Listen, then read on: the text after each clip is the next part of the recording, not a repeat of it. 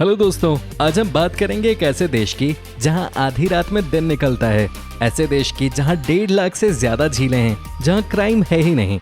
वो देश जहां ज्यादा से ज्यादा बच्चे पैदा करने पर सरकार 8.5 लाख रुपए से ज्यादा इनाम में देती है और यहाँ के लोग दुनिया के टॉप 5 देशों में सबसे ज्यादा खुश हैं। ये एक बेहद खूबसूरत देश है। आज हम आपको इसके बारे में ऐसे ही अजीबोगरीब फैक्ट्स बताएंगे। तो चलिए आपको बता देते हैं, आज हम बात करने वाले हैं फिनलैंड देश के बारे में। दोस्तों, हम कहेंगे कि इस देश के बारे में जानते समय इस देश की तुलना भारत से जरूर कीजिएगा और सोचिएगा कि हम इनके जैसा क्यों नहीं बन सकते, और अगर बन सकते हैं तो हमें क्या क्या सुधार करने चाहिए। आइए शुरू करते हैं। नोकिया कंपनी का मालिक। क्या आप जानते हैं कि डोनाल्ड डक कॉमिक्स फिनलैंड में बैन कर दी गई थी, और वो भी सिर्फ उसके पैंट ना पहनने की वजह से। और शायद ही आपको पता हो कि मोबाइल बनाने वाली नोकिया कंपनी और एंग्री बर्ड्स गेम बनाने वाली रोवियो कंपनी फिनलैंड की है। फिनलैंड वालों ने ही दुनिया नोकिया कंपनी का मालिक। क्या आप जानते हैं कि डोनाल्ड डक कॉमिक्स फिनलैंड में बैन कर दी गई थी, और वो भी सिर्फ उसके पैंट ना पहनने की वजह से। और शायद ही आपको पता हो कि मोबाइल बनाने वाली नोकिया कंपनी और एंग्री बर्ड्स गेम बनाने वाली रोवियो कंपनी फिनलैंड की है। फिनलैंड वालों ने ही दुनिया को पहला इंटरनेट ब्राउजर दिया है। जबकि फिनलैंड खाड़ी के पार दक्षिण में एस्टोनिया देश स्थित है। फिनलैंड की राजधानी हेलसिंकी है। यह यूरोप का 8वां बड़ा देश है।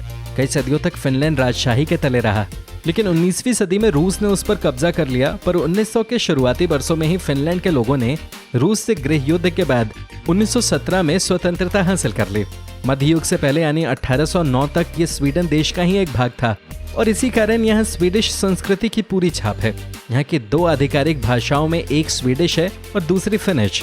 दूसरे विश्व युद्ध से पहले ये एक कृषि प्रधान देश था, लेकिन 50 के दशक में यहाँ अमूलचूल बदलाव हुआ। बड़ी इंडस्ट्रीज लगी और बड़े बाजार का आगाज हुआ, जिसके बाद ये दुनिया की सबसे बड़ी इकोनॉमीज में से एक बन गई। IMF उसे दुनिया का बेस्ट देश मानता है। Geographical condition. यहाँ का मौसम बहुत ही सुहावना और मनमोहक होता है। फिनलैंड में कुल 1,87,888 झीलें हैं, जिसके कारण इसे झीलों का देश और अंग्रेजी में द लैंड ऑफ 1000 लेक्स भी कहते हैं। लेकिन क्या आप जानते हैं कि फिनलैंड में गर्मियों के समय रात 12 बजे के बाद ही कुछ अंधेरा होता है। इसके पहले 10 बजे के आसपास तो ऐसा लग रहा होता है कि जैसे अभी अभी शाम हुई है। जबकि ठंड के वक्त दिन में अधिकांश अंधेरा ही रहता है। दोपहर में कुछ समय के लिए ही सूर्य के दर्शन हो पाते हैं। आपको जानकर हैरानी होगी कि फिनलैंड में सूरज 18 घंटे के लिए निकलता है, और यहाँ कुछ ऐसी जगहें भी हैं जहाँ 51 दिनों तक रात होती है। जी हाँ, 51 दिनों तक। ऐसा इसलिए होता है क्योंकि ये देश पृथ्वी के उत्तरी ध्रुव से थोड़ा नीचे की ओर स्थित है, और आप जानते हैं कि पृथ्वी के ध्रुवों पर 6 महीने दिन और 6 महीने रात होती है। इसी कारण फिनलैंड को द लैंड ऑफ मिडनाइट सन कहा जाता है। सैलरी के हिसाब से चालान।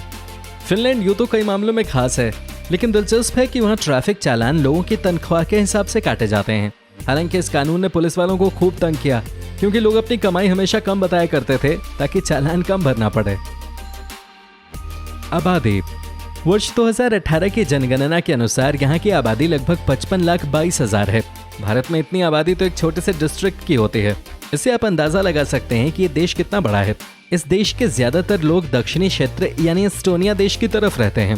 क्षेत्रफल के हिसाब से ये यूरोप का 8वां सबसे बड़ा और घनत्व के आधार पे यूरोपीय संघ में सबसे कम आबादी वाला देश है। यहाँ 1 वर्ग किलोमीटर में लगभग 18 लोग ही रहते हैं, जो यूरोपियन यूनियन में सबसे कम है। आपको बताएं, भारत में प्रति वर्ग किलोमीटर में लगभग 382 लोग रहते हैं। इस देश में रहने वाले ज्यादातर लोगों की मातृभाषा फिनिश है। वहीं देश की 5.5% आबादी की मातृभाषा स्वीडिश है।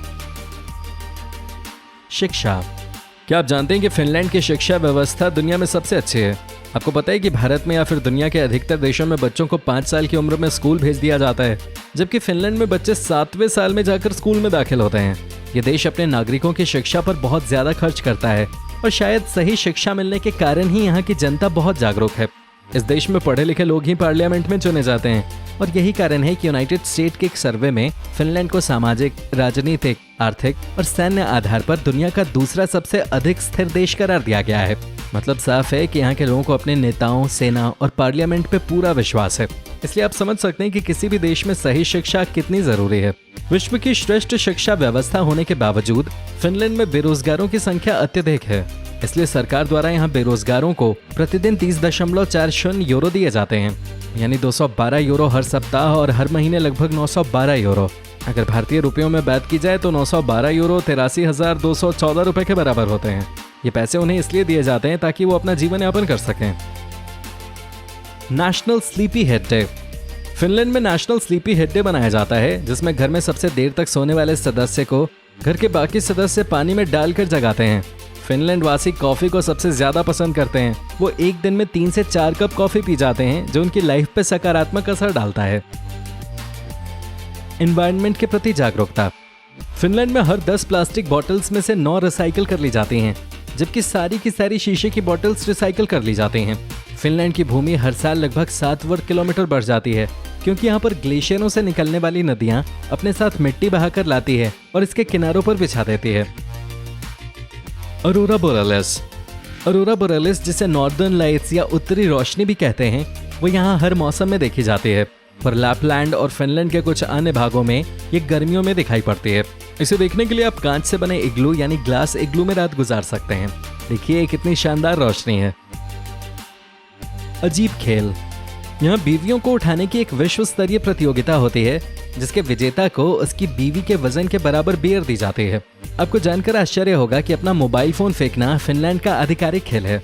अब फिनलैंड में बिल्लियों के नाखून नहीं काट सकते। तो दोस्तों, ये थी जानकारी फिनलैंड के बारे में। आपको जानकारी कैसी लगी हमें कमेंट बॉक्स में जरूर बताएं।